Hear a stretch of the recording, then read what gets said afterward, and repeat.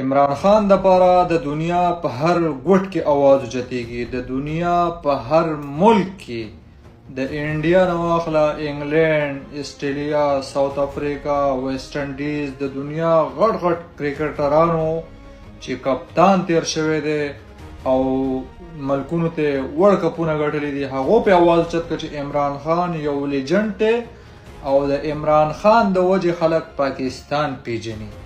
عمران خان د ملک ته خدمت کړی دی او په پوره دنیا کې د عمران خان دپاره आवाज اوچتېږي. دا ولې چې ملک ته خدمت کړی دی، خلک یې پیژني په ایماندارۍ باندې، د ملک سره د مینې، د محبت، د ملک ته خدمت دپاره هسپتالونه، ورلډ کپ، یونیورسټیانې، ملک ته خدمت، قوم ته خدمت او د غریب او د بې وس او د مظلوم قوم، د لاچاره قوم یو همدرد، یو غمخوار لیډر دی. د دنیا په هر ګوټ کې د انډیا ګنګولي ورله आवाज اوچتوي، د انګلینډ، د ویسټ انډیز، د ساوث افریقا، استرالیا، د هر ملک کپتان، د هر ملک کرکټر ورله او د هر یو ملک سړی پیژني.